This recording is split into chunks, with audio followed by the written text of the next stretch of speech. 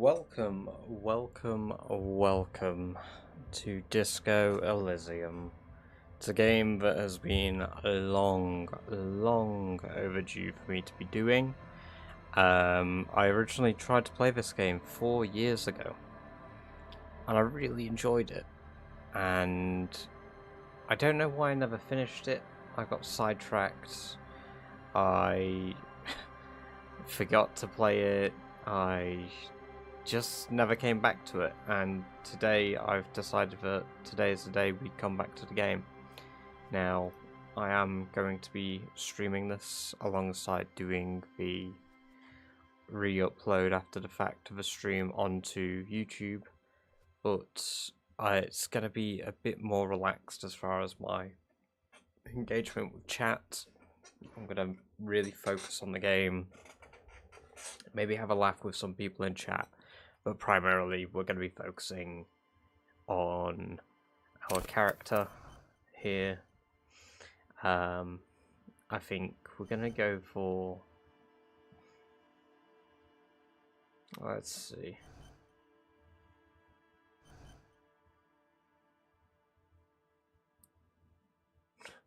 I think this suits us being physical and then increasing our intelligence later on.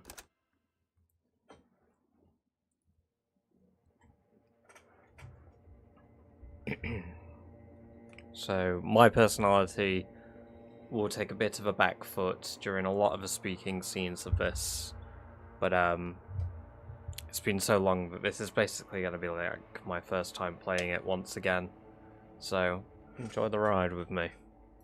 There is nothing, only warm primordial blackness. Your conscious ferments in it, no larger than a single grain of malt.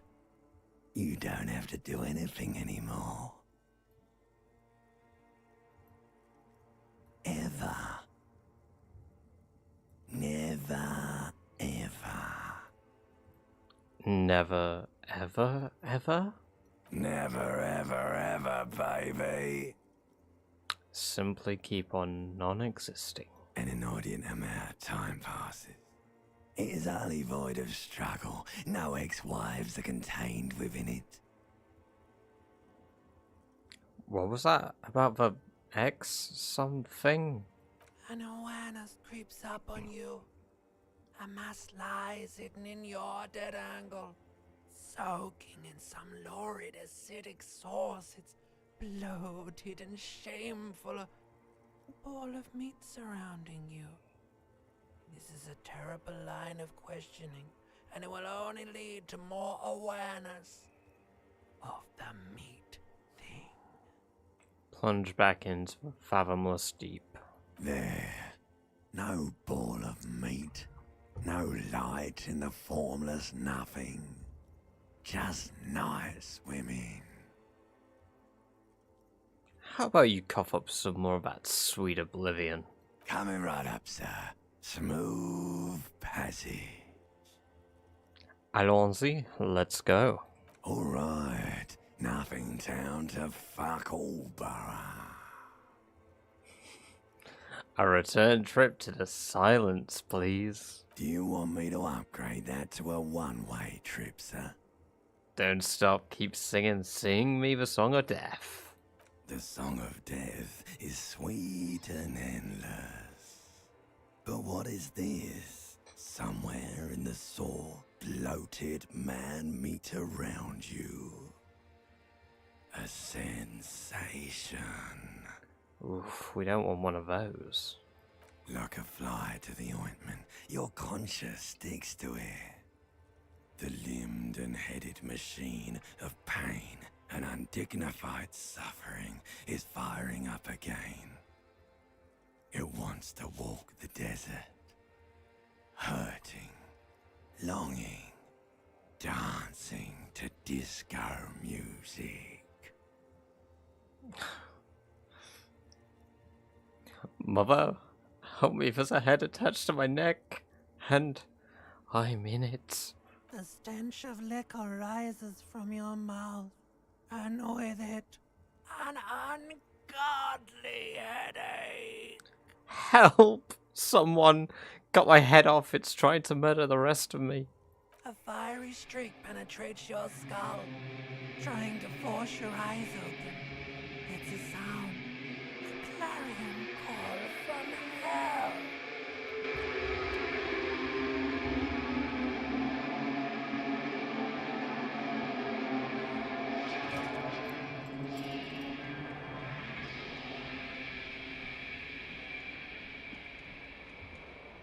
Ah, yes. It is us in our beautiful state.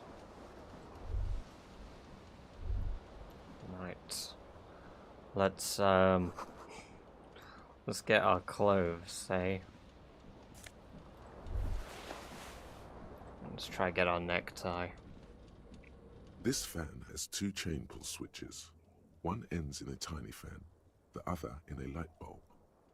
A truly horrific necktie has somehow attached itself to one of the blades. Let's try grab a tie. You swoop up and catch the tie. Snap. It's released from the blade. Continue. What you have in your hand is a truly hideous necktie with 4 or 5 different patterns. The knot reminds you of a noose. Pull on the fan. The blades come squeaking to a halt. Pull on the light bulb. A terrible mistake. Turn the lights off immediately. It's just a little hangover-induced photosensitivity. Don't overreact. Bring it Little on. black spots dance on your retinas. It's almost pleasurable. Brilliant. Right, let's... What is this? Oh, empty cassette. Okay.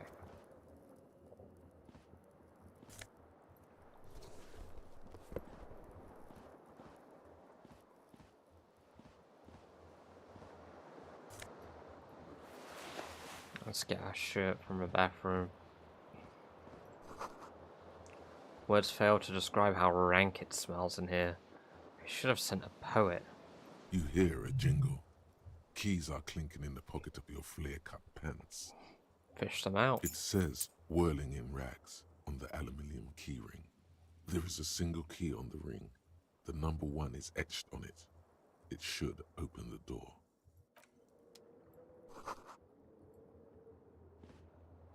Let's get our shirt.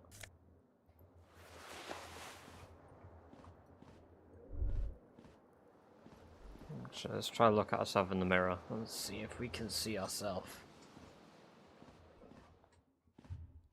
A mirror hangs above a bent and broken sink. In a fierce discharge of masculine energy, someone has ripped half the faucet off. Hot water sprays from the base and steam covers the mirror. You cannot see yourself, just the outline of a man. Suddenly, you realize you have no memory of the face that awaits you there, underneath the soft vapor. Wipe the mirror. As you slowly reach your hand towards the surface of the mirror. Abort. You clearly have not thought this through. You won't like what you see there, and you will never unbecome it. I don't care. I hurt myself. It's what I do. Wipe the mirror. Behold, Ah, yes. you have no idea who this thing is, do you? Of course I do. It's some kind of superstar. I think I'm a superstar. It appears you're also dead. There's clearly rigor mortis on your face. Oh wait, is that an expression? Are you trying to make an expression with that face? Why? I think it might be because I'm a superstar. Please stop. It's horrible. You're scaring yourself. Okay. Try to stop. Oh my god. You can't stop. It's like it's not even voluntary anymore. You have worn that grin into your face and now it won't come off. What does it even mean? What is the emotion you're trying to convey? I'm insinuating that I'm vaguely sympathetic. I think I'm sort of pulling it off too, in a sad has-been kind of way. There is some charm to it. There might have been 10 years ago. Oh wow. It's little more than a cadaverous spasm now.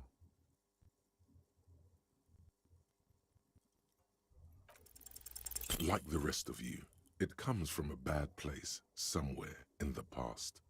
That's all you know for now. It's too late. Like an image on film. The expression belongs to your primary motor cortex. It would take a minor neurological miracle for you to cease producing it. Okay, let's see. That door's locked. Let's have a look at this broken window. The window stands broken in its frame.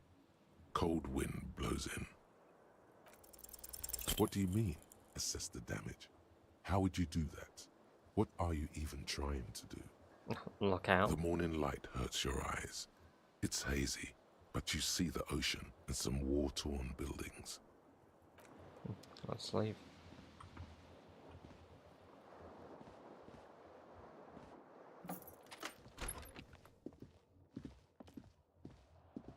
I believe if I go out here, I can get to my... Yes. My shoe. A gust of briny wind washes over you. There they both are. Two identical shoes, both copiously green and indiscriminately snakeskin, reunited on your feet. How to fit? Good, they're balanced, comfy. Feels like the only good thing about you right now, truth be told.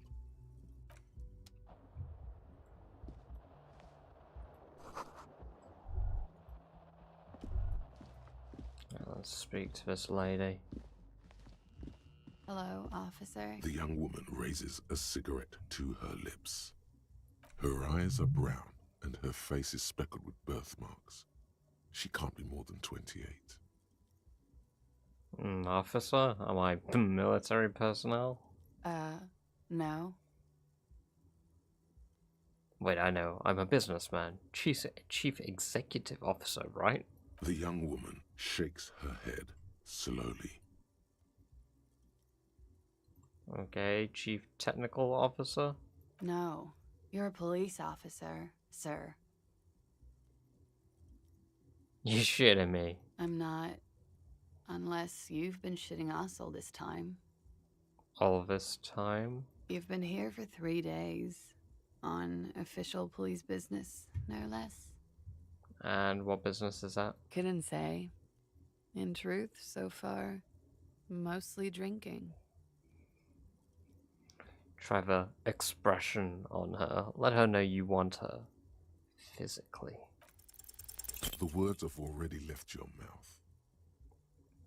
I want to have fuck with you. What was that? That's not even how words are used. What did you say? Come on. Say it again. I just said I wanted to have sex with you. No. You see, that's not what you said. You said... Come on, man. Freddy, please. One more time. I said I want to have fuck with you. Goddamn right you did. You crazy asshole, you. What kind of cop are you? I'm a cop of the apocalypse. Has the time come already? Yes, we are mere minutes away from a total collapse of reality. Mere minutes. I should go and prepare then. Thank you. This has been delightful. I hope it does all come crashing down. Otherwise, it's gonna suck for you later when you have to interrogate me.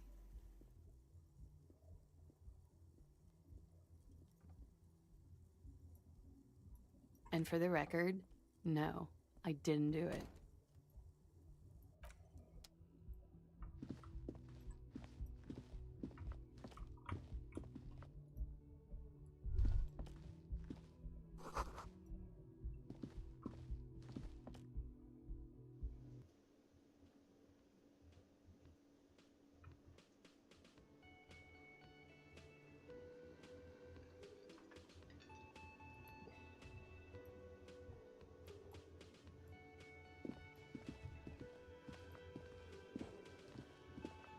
A man in his late 20s stands behind the counter.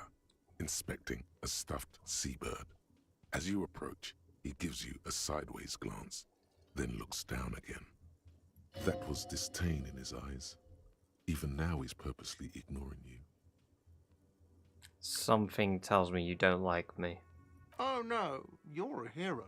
A real hero cop. So not only am I a cop, but I'm also a hero? Yes, you are. A real decorated hero.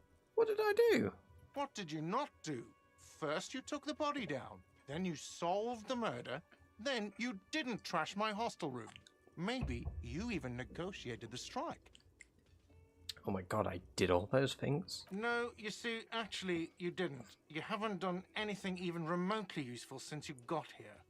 Oh, what have I been doing then? Have you seen me around? No, I haven't seen you around. I'm not always here. You the bartender? No, I'm not the bartender. I'm the cafeteria manager. He's very animated all of a sudden. This seems like a touchy subject. You look like a bartender. That period of my life is over.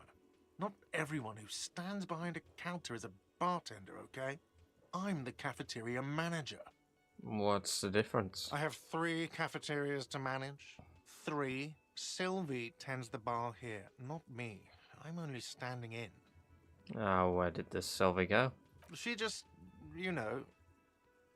Look at the stuffed bird. A competent work of taxidermy.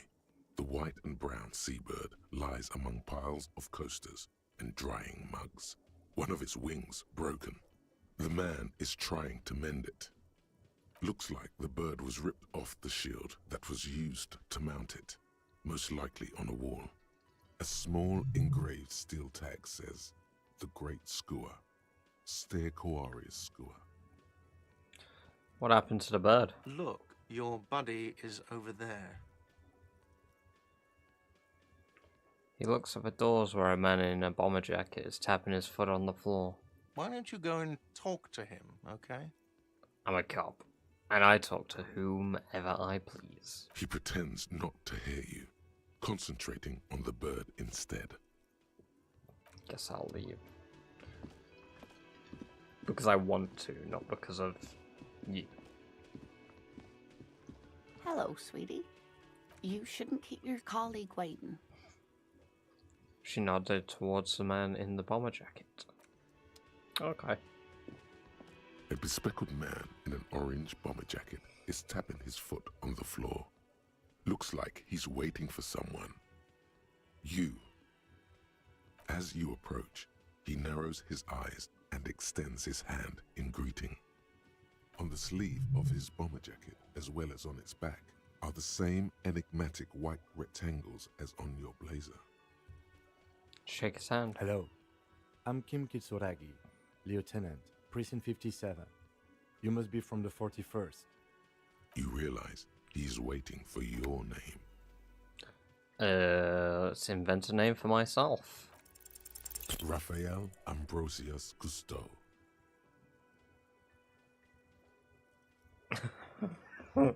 My name is Raphael Ambrosius Cousteau. Yes, well, He doesn't even process what you just said, just moves on. it looks like we had a little scheduling error on Sunday.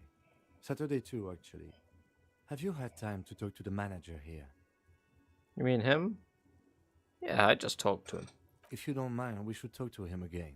Ask him for a rundown of the area. Now that I'm here as well. I understand the scene is out back, right? It also wouldn't hurt to assure him the police are finally here. In full force, I mean. Have you mapped out the initial interviews? What interviews? At the 57th, we like to prepare an initial list of persons of interest, and then just skim the surface. Prepare the field, get to know the players. You don't do that? Maybe it's not an inter-district practice. I haven't. Okay, we'll have time for that after we take a look at the coroner's case. Have you removed the dead body from the tree? I don't like dead bodies. Sure. But did you take it down from the tree? No. So, the body is still in the tree. This is the first time you detect a weariness in the lieutenant's voice. It is obvious he would have preferred for the body to no longer be in the tree. Where it has been hanging for 7 days straight. We should go there as soon as we are done talking to the owner. What a shame. Get to it now. Rip that body down from the tree. Don't worry about the body. I'll rip it down. After it's been up in a tree for that long, any kind of ripping is inadvisable. Delicate goods, filled with stinking horrors. How can you be so sure I'm from the police? I was sent here to meet a detective from Precinct 41. You have the insignia of the Citizens Militia on your sleeve and on your back. I suppose you could be impersonating him. You could have gotten the insignia from the black market or forged it. But for now, I'm going to set those possibilities aside. I'm not from the Inspectorate General. Okay, then. He nods. Right. Let's, what if I told you I'm not really a police officer? We all feel that way sometimes. There is no such thing as a police officer, I'm afraid. What remains is that there is a dead body in the tree. Someone has to figure out who put it there. If we don't, no one else will. But first, we have to take it down. But I can't remember anything. I can see you drank last night and the night before, and that you are still drunk now. But I have seen officers go through worse. Much worse. If you need something for your headache, there is a general store nearby. But as I said, the dead body should be our #1 concern. A painkiller would be good about now. This thing is pulsating with discomfort. The best cure for a headache is, of course, morphine. They won't have that. So cigarettes will have to do. Right, what were we supposed to do again? Talk to the manager. Then we go out back and take the body down. Let's get going then. After you, officer. If you're about to embark on an investigation, shouldn't you have a badge? Shouldn't I have a badge or something? You mean you don't have a badge? It wasn't on me when I woke up. Losing your identification card is a serious matter. My vehicle has a shortwave. You can use it to report your badge missing. I advise you to try to locate it as quickly as possible, but getting the body down should still take precedence. Oh, excuse me.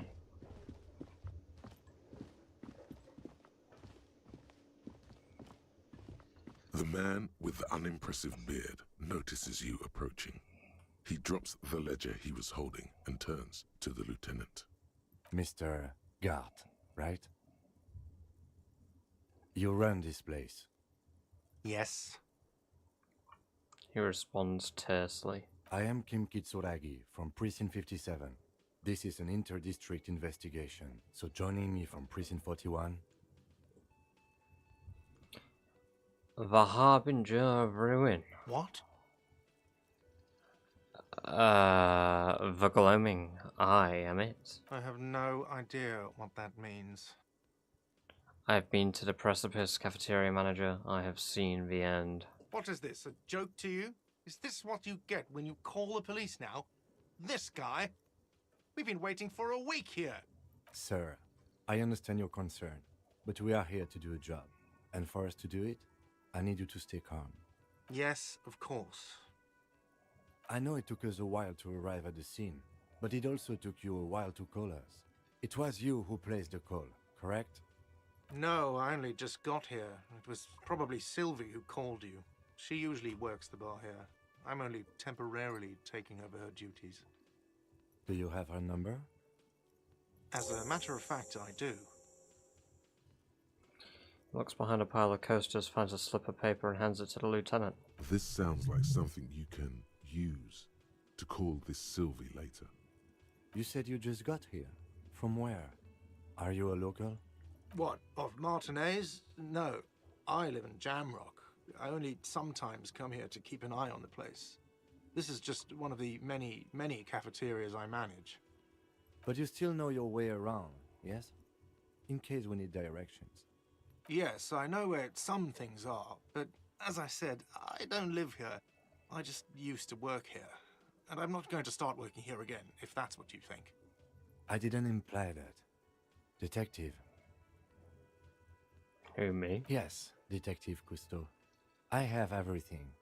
You?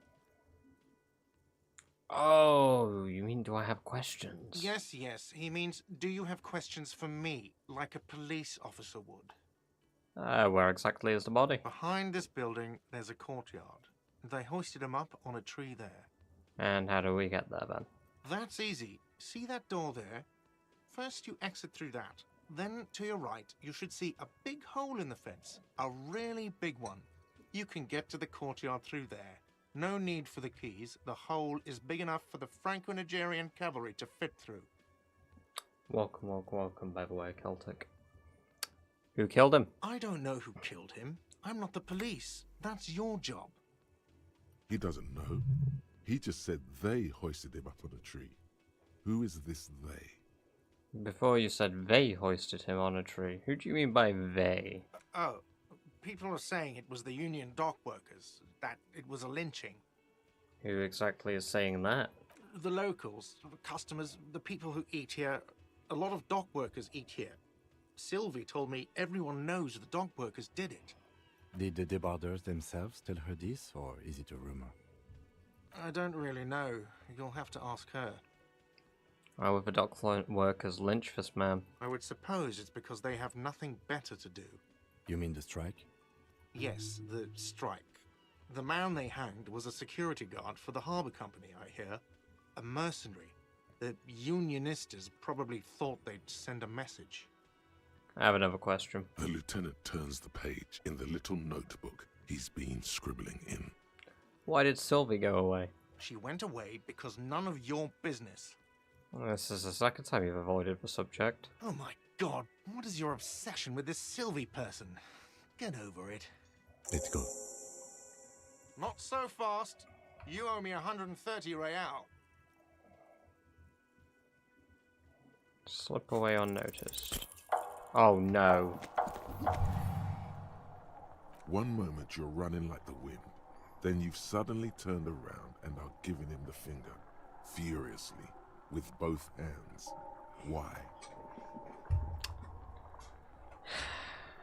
Why did I do this? Why did I have to use both my hands to flip him off? Why both? Watch out!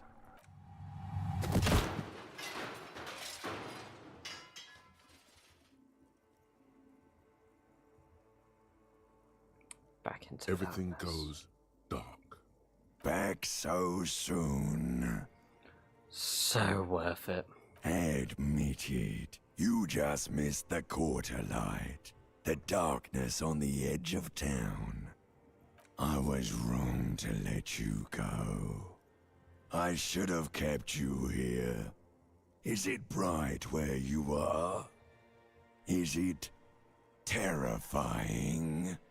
Have you felt the love? I sure as hell haven't felt no love. That is too bad. We all need a little love. Oh. Are you okay? No, you have sustained a trauma to your lower neck. In addition, you have strained your left trapezius muscle. Pain surges down your back when you move. No. Are you okay? The chair took the brunt of it. Don't worry. Are you sure, ma'am? Yes, yes. Check on him. Sir, I didn't mean for this to happen.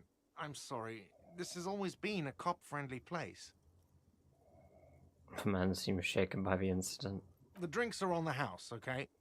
There were a lot of drinks on the tab. I still have to charge you for 3 nights and the broken window, though. That's 100 square. With your back against the cold mosaic floor, you feel the pain recede. You just need to get up and dust yourself off. Thank you for your cooperation. Don't thank me yet. You still owe me 100 real. If you don't have it by tonight, I just can't let you up there. He points upstairs to your room. And for God's sake, watch out for yourself.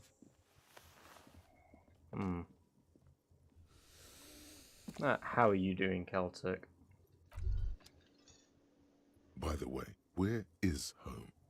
The address is coming up blank, and this place sure isn't it.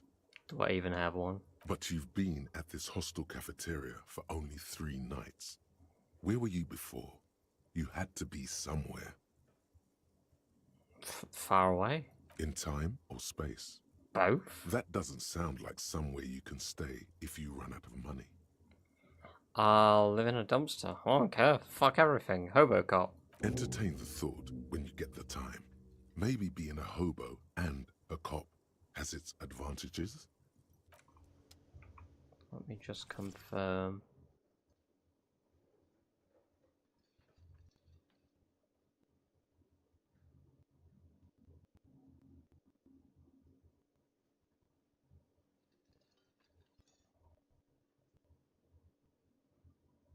I'm just making sure that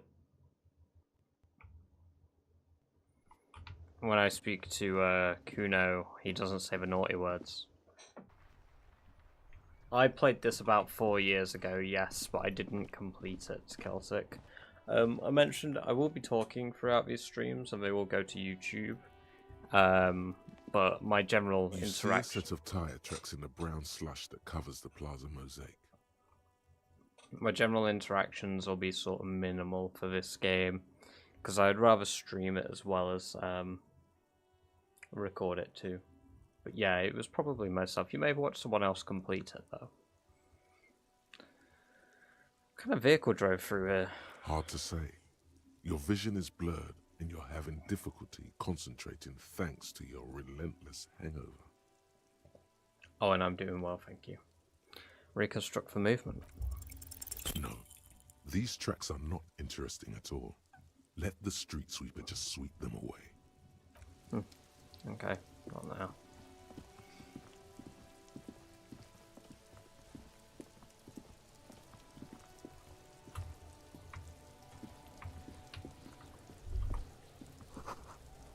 Sounds like spoiled meat, kettle dairy. A human being decomposes.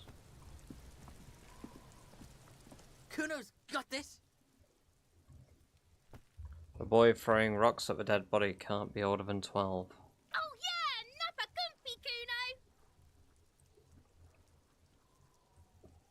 Hey kid, a word. Police business. Right in the dick, Kuno. Get him right in the dick. The children ignore you. Love it in the dick. Okay, thank God. The boy is sweating profusely. His eyes are like two black holes and his jaw is twitching as if trying to break free from the empire of his body. Hold on, what does that mean? The kid is obviously high. Stop getting high at my crime scene. Fuck that, Kuno. Yeah, right in the mouthhole. Shits himself. The rake, Kuno. You should throw the rake at him, Kuno. The fuck does Kuno know what a rake is? Kuno's not a gardener. Goddamn right he's not a gardener. He's an athlete.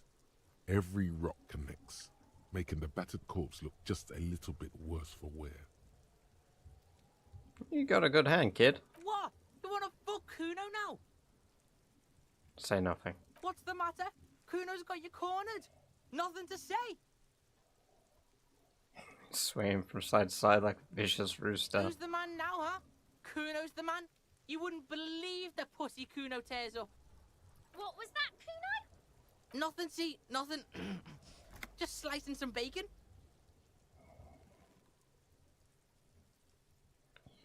Kim, what should we do? We shouldn't do anything. I don't tempt such forces. What forces? You will see. Kid, you want to hang out? I'm not a narc. Fuck no. Kuno doesn't buy that shit. Fucking entrapment shit. Fast. This kid has got street smarts. Look, I have some questions for you. Alright, entertain the Kuno. Show me what you got. What you got there? What you got, huh? Show me what you got. The kid moves his hands like a basketball player dribbling fast. The body, what do you know about it? Shitload pig. What's your question?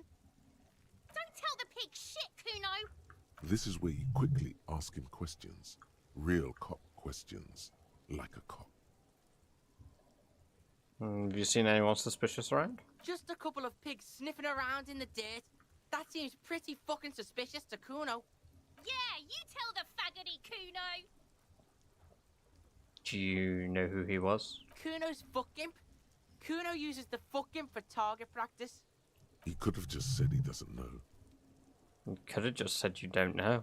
Kuno knows shit. Kuno's not a snitch. That's all. Trying to make Kuno sing into the popo phone. Do you know how he got up there? Probably climbed.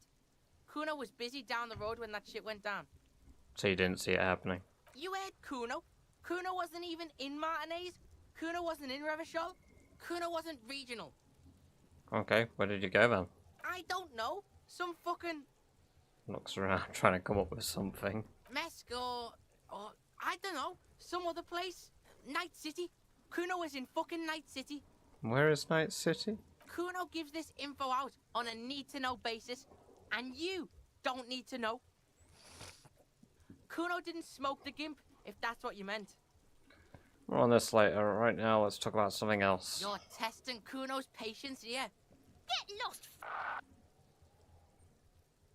How about the crime scene? You kids often play in this yard? Right, Pig? This is where Kuno plays with his little wooden choo-choo. What do you want with it? Right, some questions later. For now, let's talk about something whatever. else. Kuno doesn't give a shit. I gotta ask, who is Kuno? Kuno's Kuno, Pig? The boy points at his chest with both thumbs. Kuno. Primal. Violent. Kuno.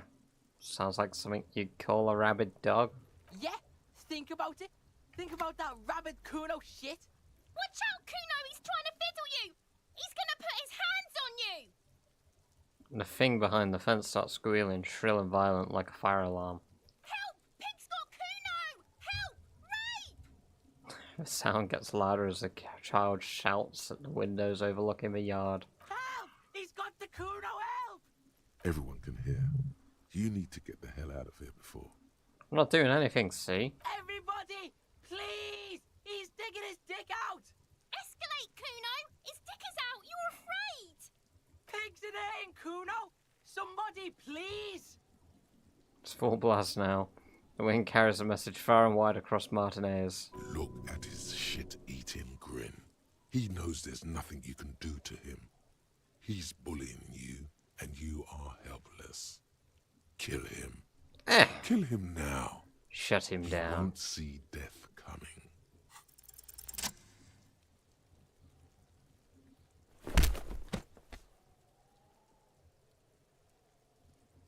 Thump. The blow connects surprisingly well, leaving your knuckles tingling.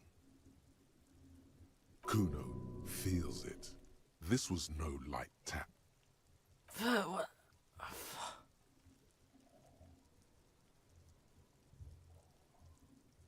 Shit, I don't know what got into me. You lost control. You need to get yourself together. Okay, Pig. He's no longer wearing his demonic grin. Something happened. The punch made him calmer.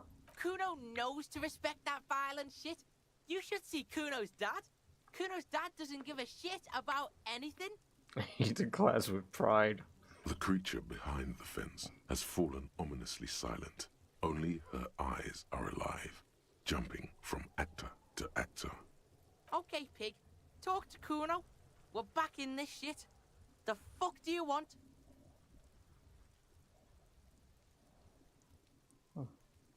Figure out what's going on with the kid, let's see. He's on your crime scene, bossing you around. And he's been here for some time too. This is where he hangs out. You have to get more out of him. He could be useful.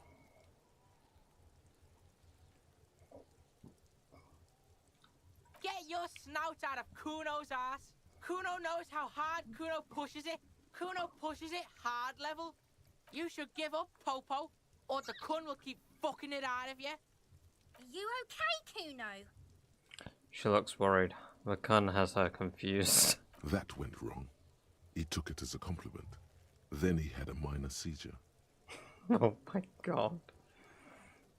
Okay. Kuno doesn't fucking care. I've never seen that dialogue where he has a minor seizure. This kid's ladder is rickety but still climbable. The corpse looks at you with bulging white eyes. The face around them does not look human. It's swollen and ready to burst. His lips are fish-like and his tongue like a ball gag in his mouth. You seem to be holding your breath. A cargo belt twists his neck at an unnatural angle. The body below appears stiff. It's letting out an ungodly rot. The smell seeps in even through your clenched nostrils. Like over your nose without throwing up. The smell is repulsive. It pushes in from your mouth, more instant and more familiar than anything you'd expected. More fever than odor. It fills your mind, flushing you from within. Try walk away.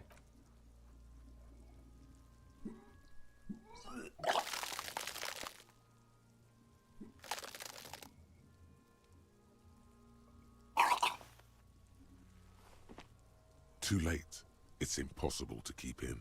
Your body curls and pushes it out, burst by burst, until a pool of vomit lies under your feet and your throat stings from the stomach acid. The smell of Commodore Red rises from the pool. Among it, distilled spirit and bits of shish kebab. I'm sorry. It's okay. Happens to everyone. Keep it. Thanks. The hangover is clearly making this worse for you. You could use some ammonia to clear your head. You think ammonia would help? If you can handle the headache. Some officers use it to deal with cadaverine odor. Where do we get ammonia from? There is Frit nearby, east of the hostel. They usually have a small apothecary. If they don't... He points to the greenhouse. There's a greenhouse here, and a gardener with a wheelbarrow on the corner of the whirling in rags. If she works here, she might have something for the smell. Okay. Ah, magnesium. Brilliant.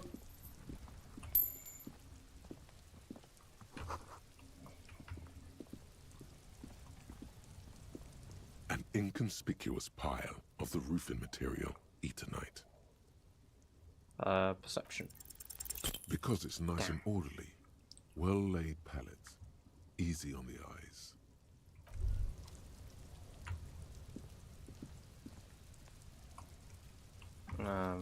I can't get there. Okay.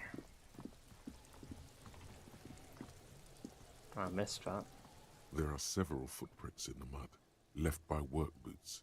Anywhere from 6 to 12 pairs have walked here. Get an exact count. What do you think you are? A super detective? You're hungover. These are just dents in the mud. No pattern emerges for the time being. Right.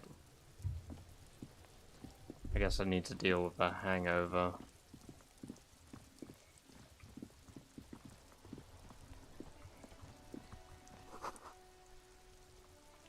All around you, rain falls on the great city of Revachol. Rain drips from the eaves and floods the gutters, washing the filth away. The spring thaw must be here. The snow is melting. What am I doing? Looking up at the sky, cold water dripping from your hair. What do I see? Grey sky like great battleships, clouds colliding with one another. Rain falls down on the world. How does it feel? Your shirt sticks to your chest. The shoulders of your disco blazer grow heavy. The cold finds its way in under your skin. You shiver, and the city shivers with you. You're not dressed for this weather. You should get an overcoat or a patrol cloak.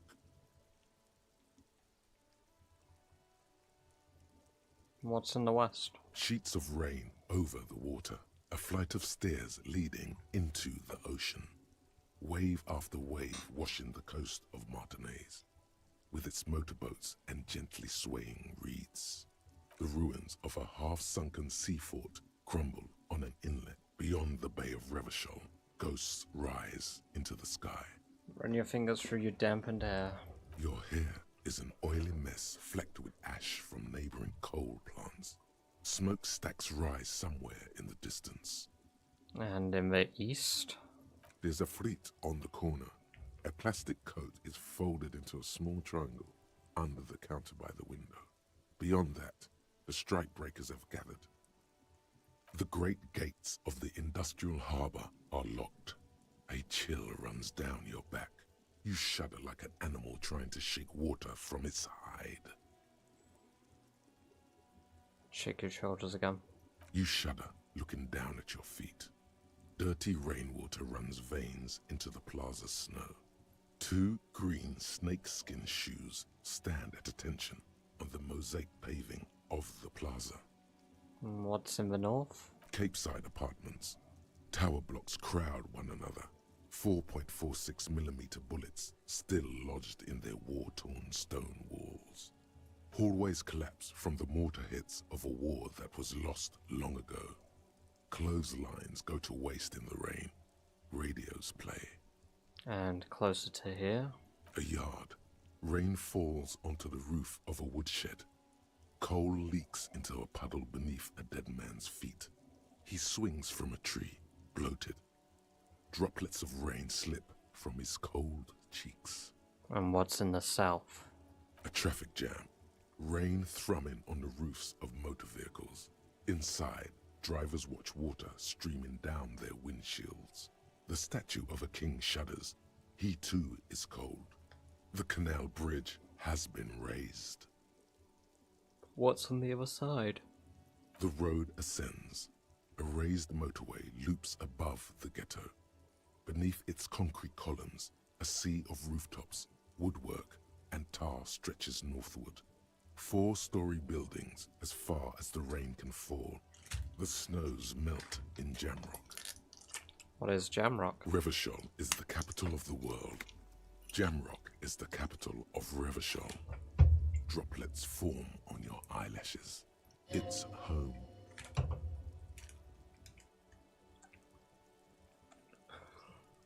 With a hood, with a hood, with a hood at. Have a brother in the cut. Where the hood at? I don't remember that. Why am I not there? To be in Martinez, where no one goes, at the runoff point of a long-forgotten canal, in the whitest part of town, in the shadow of the day the revolution failed. What am I doing here? Standing in the rain, looking north, where Jamrock Rock City stretches inland. Look further. In the rain-swept distance, above the rooftops of Jamrock, a repurposed silk mill stands perched above the motorway exit. Precinct 41 hunches in the rain. It's the only home you have now, but you can't go back. Not like this. Your vision blurs. You wipe your face with your hand. The rain stings your eyes, making you look up and blink. What's above? Coalition aerostatics hang like apparitions under the cloud cover. Way up there, where rain forms, rotors flutter silently. Your sight clears. And below? Collapsed storm drains, old sewage systems flooded with rainwater. Hidden weapon caches from the revolution. Doors leading down to Leroyam. The catacombs to which, for 3 centuries, they delivered the blue-blooded dead. Motherfucker. This rain will not let up anytime soon. You should get a raincoat. There's a freight to the east. They sell them there.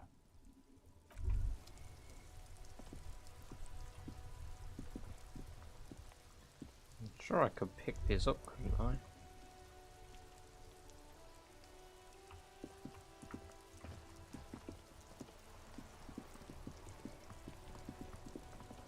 I don't have money to buy anything yet, so...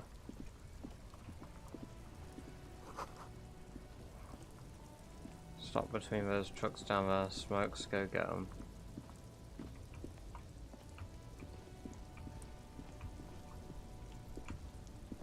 Oh yeah, down there.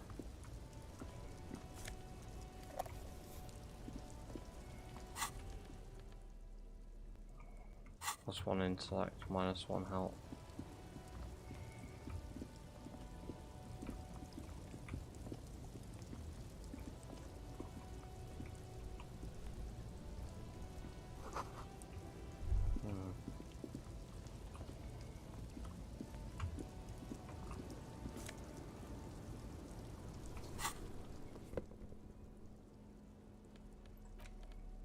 I mean, I can increase my physical.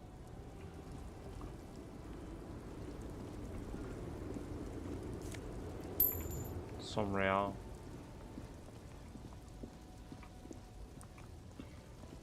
Some more, I believe, here. Right, let's go to the fruit.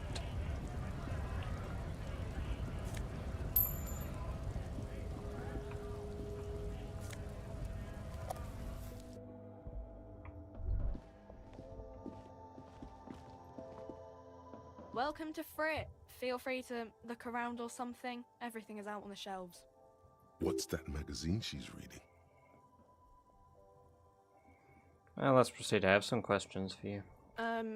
Okay. I'm not really supposed to be chatting to anyone, but... Do you have any ammonia for sale? She looks up from her magazine, eyes filled with tired ennui. Yes, what we have is there, in the medicine cabinet. Go take a look yourself. Is that the medicine cabinet, or is The that... tear machine stands in the corner. A sign says, 1 bottle equals 10 cents. What is this machine? Oh, that's the tear machine. Yes, but what is it? It's a machine for tear. You know, you find tear outside, like bottles or whatever, and put it in the machine, then it gives you money. I see. How do I pick up tear for the tear machine? You need a bag, I guess. We used to have some, but we gave them all out, so... Feel free to use it if you find a bag, though. I'm sure there are some out there. Somewhere. A small cabinet on the wall is filled with various medicine bottles, nasal sprays, and blister packs. They all bear the Saint Baptiste Pharmaceutics logo. Just ask me if you need anything from Saint Baptiste. We don't stock prescription meds, but we do have Nosafed, Duramine, Magnesium, and Hypnogamma. I want to buy some ammonia. Okay. Don't, overdo it or something. Luckily, I had enough real for that. Let's go back and investigate the body.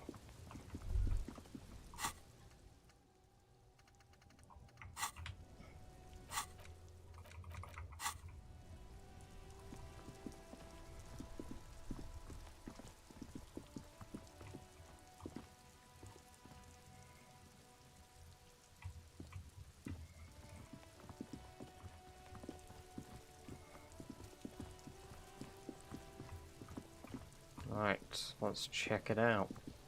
There he still is, looking right through you with his white eyes. The body below is entirely dedicated to that corpse smell. Emitting it is all it does now. Let go of your nose without throwing up. The ammonia only makes it worse.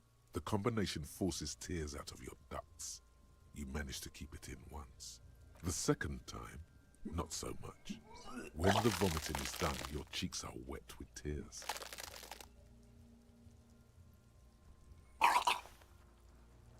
Beautiful. I don't think I want to be a cop anymore. Get a hold of yourself. I've seen strong men turn themselves inside out for hours. You are facing tough odds here. Alcohol withdrawal makes it considerably harder. What is happening to you? Are you going to cry now, son? You heard the coach. This is weakness. It cannot go on much longer, or you will lose. Give me a moment. I got this. Let's try it again. An appropriate attitude. You need to get your shit together. Say nothing, just nod. We should go talk to the locals. Find something else to do while the wind changes. It's pretty bad right now. Give it half an hour. Get yourself together. Then come back and have another go. Yeah. Good idea, Kim.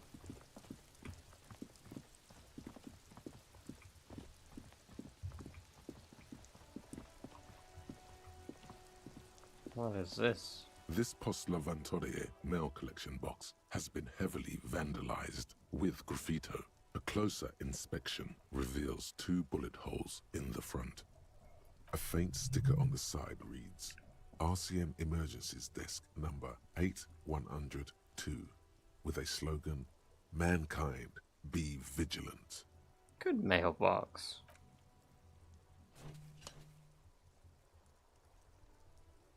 The box seems happy. Eat shit, pig, fucked by the coon, and St. G with a crown have been scribbled on it. Jenny is a whore, and best set mailbox also. I feel your mail collection box. The mail collection box seems cathartic, thankful even. So do you. You shudder, then you swallow, and then suddenly you see it. Over all the other graffitos, someone has, using the tip of a very sharp knife, cut the words, Revachol forever. Right. There's a plastic bag.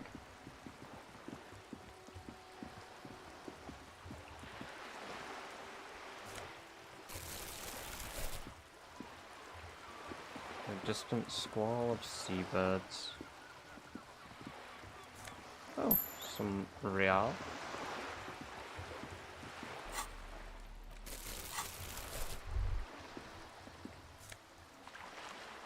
Plastic tear. Right, let's collect some stuff, make some money.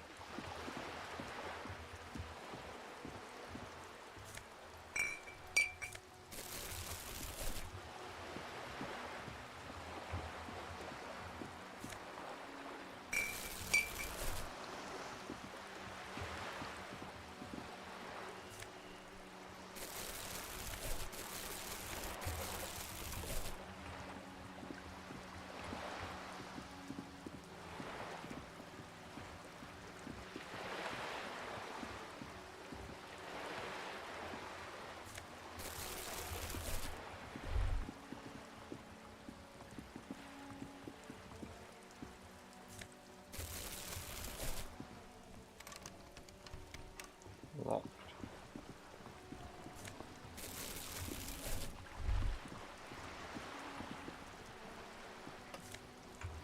Oh, some magnesium. Oh, who are you? A striking woman leans against the cabin top of her sailing boat, smiling as you approach. Her green raincoat glistens with droplets. A silk scarf is tied around her throat. Good morning, officers. I'm Joyce. She extends her hand in greeting. Joyce L. Messier. I represent the board of Wild Pines, the owners of the harbour. You gentlemen must be from the RCM. What gave us away? Nothing, honestly. I've said it to every drunk in town, and you're the first one who's responded. Shake her I'm hand. glad to see you here. Her grip is tight and cold. Like steel. There is strength there. If she wanted, she could sink her nails deep into your skin. I was dispatched to handle a strike, not a lynching. Anything I can do to assist the RCM in this matter, I will, gladly. That is good to hear, madame. My colleague will take the lead on this interview. I should let you know that he is recovering from an unusual medical episode. Very unusual. But I can assure you of his ultimate competency. It happens quicker than a shooting star. But did the lieutenant just wink at you? How interesting. I wish you a swift recovery. In the meanwhile, you have my full cooperation, and the full cooperation of the Wild Pines group. What can you tell me about this strike? Everything. Right up to, but not including, trade secrets. What if I want to hear about trade secrets? First, you'd have to repeal the Emergencies Act of Trade in Aliments. That gives me the right to silence. It's quite the octopus. An octopus? I will slay it. Good luck is only kept in place by the vested interests of half the civilized world, including your own. What the ma'am means is that the Emergencies Act and the RCM both get their authority from the coalition government. But I am derailing us. You wanted to know about the strike. Oh, what is your role in this precisely? I believe the official title is Senior Labor Negotiator. In practice, I'm a grocery clerk. I relay the Union's demands to Wild Pines and return with Wild Pines' counteroffer. And how are the talks going? They're not. That's the problem. The Union stopped all negotiations a week ago, after that awful lynching took place. Wait, she just admitted that the lynching and the strike are connected. Now they won't even let me into the harbour. There's a 2-meter 20 racist behemoth blocking the gates. So the strike is connected to the lynching? Yes, I believe there is a connection, but that's a subject for later. Tell us more about this behemoth. What can I say? The Union employs a giant covered in tattoos. A racist giant. I guess that's part of their big tent organization now. How were the talks going before the lynching? Let's say I was not making the kind of progress I'd hoped for when I first arrived. And when did you first arrive? I arrived 3 weeks ago. Yes, in the middle of February. The bay was still partially frozen then. I prefer to do these things on site, like the RCM. But the strike began in December. I wasn't the original negotiator here. I took over after Mr. Gaumont hit a wall with Mr. Clare, the Union boss. Mr. Clare refused to speak with Gaumont despite concessions he'd granted the Union in prior negotiations. This isn't the first time the Union has gone on strike? Heavens no. There have been 2 prior strikes. Both times the Union won significant concessions, including overtime pay and a medical plan. This time their demands are more, I guess you could say, aggressive.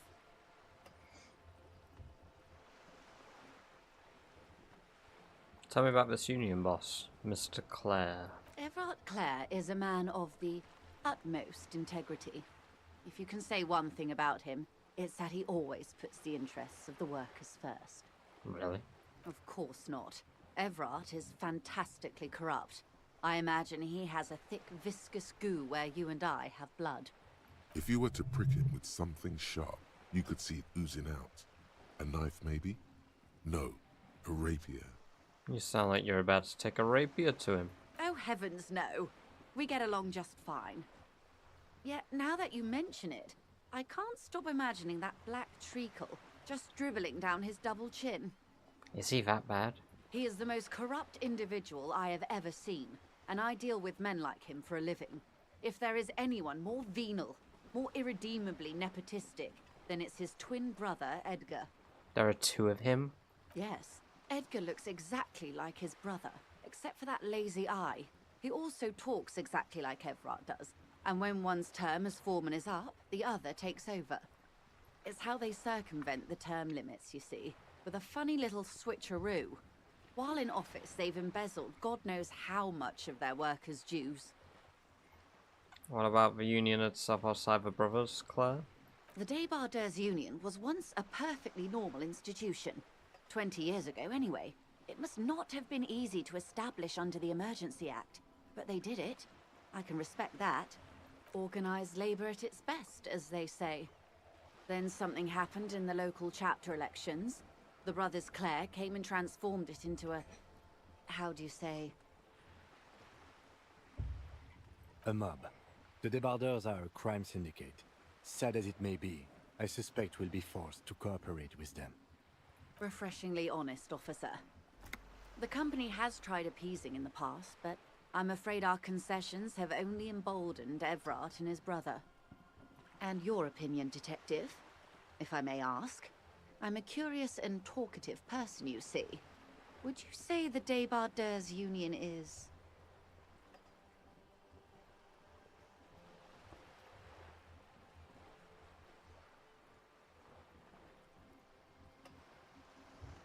I mean, if we're allowing embezzlement, it's not a socialist mob because, well, I guess, yeah, a giant leech sucking the life out of Revachol. Indeed, and a hungry one. Sadly, Wild Pines have cooperated with what amounts to a crime syndicate for 2 decades. However much you feed the leech always hungers. One more thing, you said something happened in the elections? I'm glad you asked. There was a woman, the previous forewoman of the Union. She disappeared. Disappeared? Yes. On the last day of the local chapter elections, her daughter phoned in and said she wasn't running anymore, or coming to work.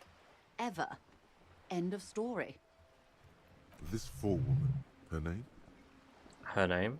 Sadly, the company records do not even give a name. She's just forewoman in private correspondence, Holly. I don't even know if it's a sir or given name, and I don't have access to the Union's files. Eerie. Downright haunting, if you ask me. The Wild Pines suspected foul play, but what could they do? It was a Union matter. The point of the presentation is, these kinds of things happen around the Clares. Watch out when you're dealing with him. Thank you for your concern, ma'am. We'll be just fine. And the scabs at the gate, did you put them there? The scabs?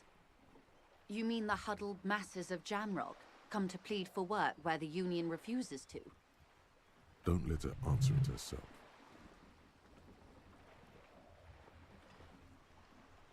You're right. I don't know what got into me. Some of that degenerate dock worker lingo has rubbed off on me, it seems. If the workers were organized by Wild Pines, then it would be a company secret. I could not share it with you.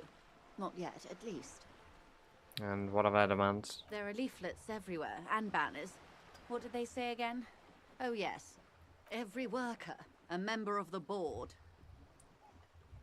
Over-aggressive commie posturing. In its defense, another said, demand democracy. Pretty tame stuff compared to every worker, a member of the board. What does that even mean? It's quite simple, you see. Every time the Wild Pines group makes a decision, about what? About anything really, it needs the signature of each of the 2,200 workers in its Martinez terminal. Just so you understand, this is but one of 22 terminals owned by Wild Pines. Essentially, not only are they kings of the company, they are also kings of the 72,000 employees of Wild Pines Group.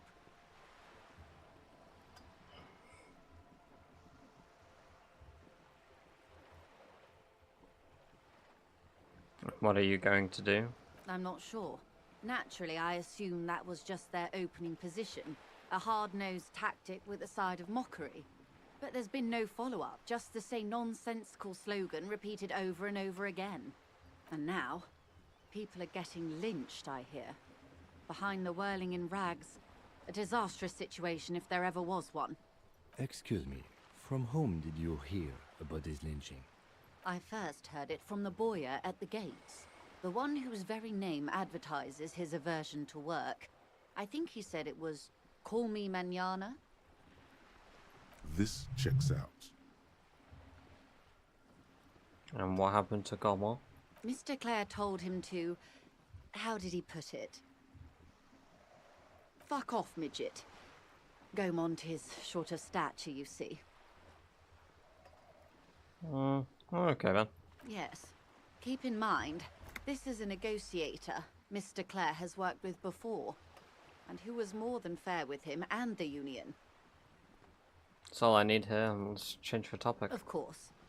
How else can I help? What can you tell me about the lynching? Quite a few things, I'm afraid. The information I'm to share with you includes sensitive trade secrets. For the sake of my employer, I have to ask for your names and badge numbers. Of course, ma'am. We should have introduced ourselves. I am Lieutenant Kitsuragi from Precinct 57. And this is my colleague from Precinct 41. I'm afraid he doesn't have his badge at the moment. I hope mine will suffice. How curious. Why is that, Detective? Remember when my partner told you I suffered from a recent, I'd recently suffered from an unusual medical episode? My lost badge is related to it. I see. So, are you saying you lost your badge during the course of this episode? Could have eaten it for all I know. I don't remember anything. The sword, the city, nothing. Oh dear. Some kind of encephalopathic amnesia. I don't even know how to respond. I do believe you, naive as that may sound. I simply can't imagine what you gain by faking such a condition. As I said, ma'am, his technique may be very unconventional, but he is an officer of the RCM. Of course, I sympathize, but I'm afraid I simply can't share anything more until I've seen that badge. How do I negotiate my way out of this? She's a negotiator. Just float a favor at her. Insinuate. Surely there's some other way to demonstrate our law enforcement credentials. I will be frank with you. If I'm going to break protocol, I need to be able to justify it to my superiors. They're going to want to see something very tangible. You're in, but expect her to drive a hard bargain. Like what? Reports from inside Terminal B suggest it's a hub for the local drug trade. This is an open secret in Martinez. The Union controls the terminal, so it goes to reason. They're profiting from this trade. The company has tried looking into this matter before, to no avail. Perhaps someone with your authority and resources might turn over the right stones. Or you can recover your badge. Though if I may be blunt with you, it sounds like that may be a lost cause. Detective, a word in private before we continue. Excuse us a moment, madame. This is not going quite as I hoped it would, Detective. How did you hope it would go? Honestly, I was expecting you to use your unorthodox technique to keep her off balance, and not volunteer us to be her henchman. Oh, really? I thought it was going well. This woman is running circles around us. She might have known about your misplaced badge all along, or she's simply an adept improviser. Either way, we've played straight into her hands. What do you propose? That we don't investigate drug trafficking? No. If there is reasonable suspicion, we must investigate. Otherwise, she could claim we are siding with the Union, or that we are on their take. We'd never hear the end of it. What I propose is, we ask her, then we investigate, briefly. But do not share the outcome of this investigation with her. We tell her it's done, and demand for her information on the lynching. Let's get back to it then. You're back. Good. What can I help you with? Okay, tell me about this alleged drug trafficking. It's quite straightforward. Someone is using Terminal B to smuggle raw ingredients from the Samar and Isola into Revachol with the Union's blessing. Wild Pines has suspected it for years. Ingredients for what, ma'am? Meth and dextroamphetamine, GBL, and various synthetic psychedelics. Honestly, it might be quicker to say what you can't make from the stuff. Shit, yeah, baby. It's the party pipeline. Why would you want to shut that down? Let me get this straight. The materials come straight from Samara to Revachol through the terminal? Yes. After they clear the terminal, we lose track. The actual production is taking place at various sites in and around Jamrock Quarter, north of here. Wild Pine seems to be well apprised of the local drug trade, ma'am. Do you mean to say the Union also produces the product? Sells drugs, I mean? We're in logistics. It's our business to know. And no. As far as the company knows, the Union does not produce it. They transport the ingredients for a cut. And you want us to investigate? Yes, but you won't get anything out of Evrat and the Dockworkers Union. Still, every chain has its weak link. Am I gonna need bolt cutters for this? Unlikely, officer. I'm talking about the lorries. Once the ingredients reach Jamrock, they're distributed to a network of local manufacturers, well beyond our grasp. But in transit, they may be vulnerable. Perhaps you've noticed that a number of lorries are tangled in a traffic jam at the roundabout just now. Interview the drivers who are still hanging about. One of them might be waiting for a crucial shipment. Her irises are light green, like the river Esperance in bright daylight, upstream where it's clearer. I'll be explicit. If you find this driver, I will share company secrets with you. Okay, I've made up my mind about the smuggling investigation. Yes? We'll take this case, probe the drivers, see what it yields. Excellent. According to my reports, there are at least 3 lorry drivers lingering near the roundabout. Hopefully one of them will know something. It may come to nothing, or it may just blow the case wide open. I suspect the traffic jam won't disperse for a few more days. You should have the time you need. In the meantime, let me know if there's any other way I may be of assistance.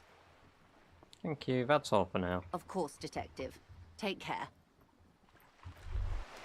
I am going to make some more entertaining decisions here, but I'd like to try act like a cop, at least, if possible. As entertaining as it is to be a total loose cannon.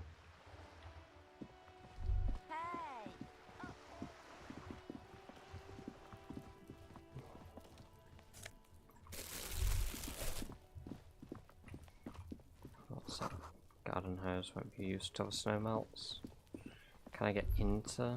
Oh.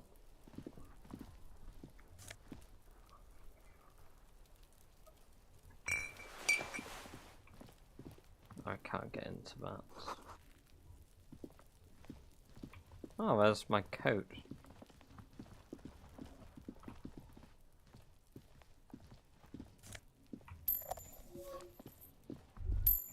Oh, we're doing quite good for magnesium. Got our first little bit of Nosepad too. I mean, previously, when I have given it a go the game, I have accurately tried to be a cop, but I have made some crazy unhinged decisions. I would say, well, I'll learn about the world and see what my stance is on a few things, and then we'll stick to our guns. We won't be so unhinged as to, you know, want to do crime or beg everybody for money unless we need to. I am a gander and a hunter and a gatherer. Feel like a traveler. What's going on here? It's the jam, my man.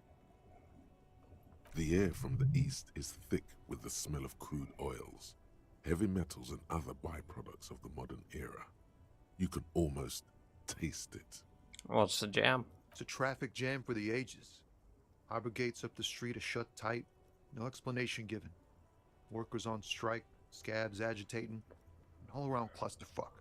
Meanwhile, we're all stuck here in long-haul limbo for days upon days upon days. Upon days. So, how long have you been here? Feels like forever. Like I was born on this here roundabout and this was all I ever knew. Just me and the metal and the tires, the oil and the fumes of mazout. Extravagantly phrased, but I can roll with it. Yeah, imagine. It's been a whole week already. So tell me, what do you need?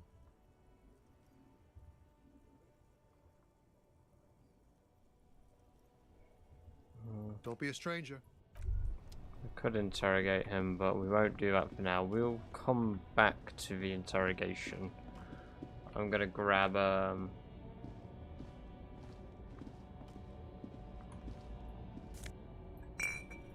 more bottles and hand it in for some real.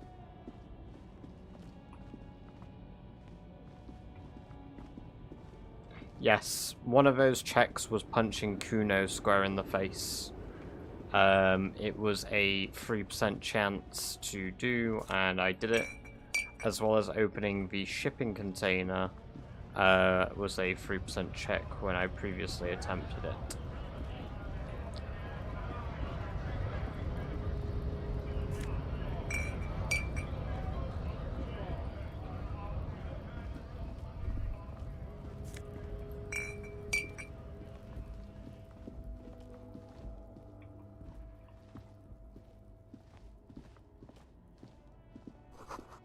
Goods from a lorry haphazardly litter the surroundings. Closed for the winter. Please use the main entrance.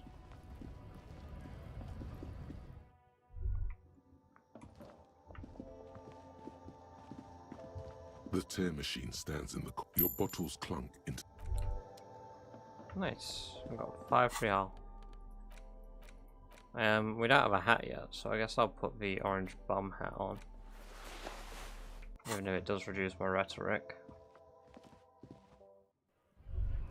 It did, yes. You do remember Celtic. Brilliant.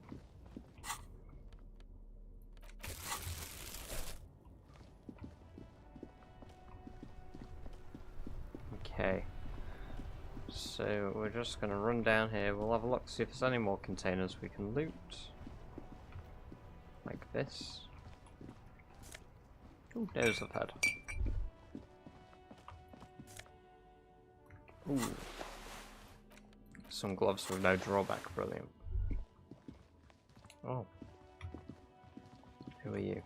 Good morning to you, officers.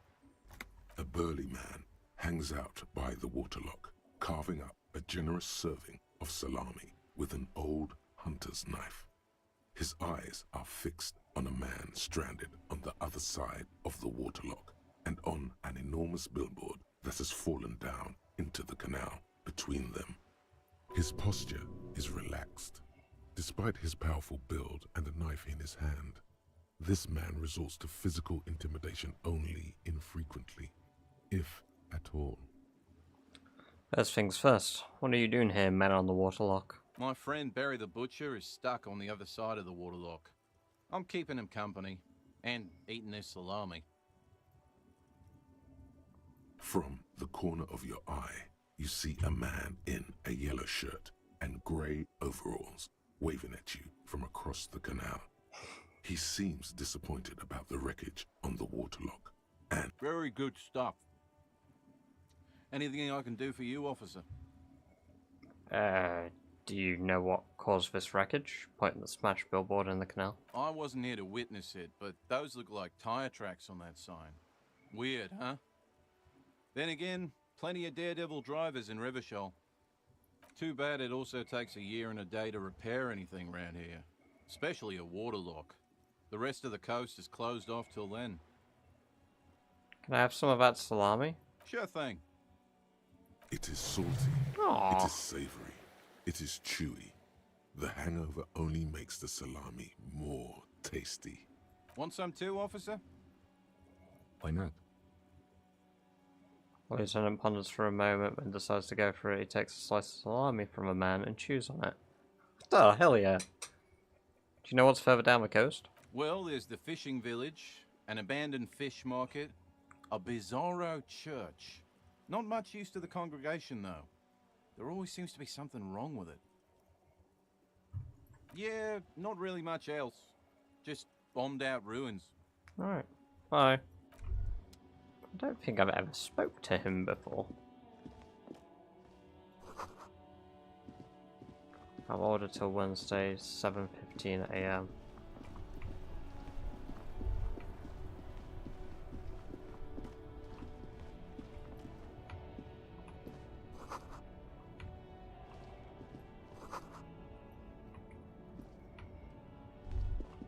I can't loot that stuff. Hot air rises up from a sewer. Sour, acrid, strangely comforting. Okay. Right, and what I think I will do is for now, because it's getting rather late, we're going to wrap this up here. So next time we will question the people along the trucks, get some information for Joyce, see if we can find out a little bit there before we come back to working out whether we can deal with the ongoing issue of bad smell. And then from tomorrow, what I'll do is tomorrow I will condense parts of this stream, and for every episode, little bits where I'm running around picking stuff up or not talking a lot, I will edit down so that this is a bit more bite size. But yes, as always, thank you for coming along and watching today. Check it out on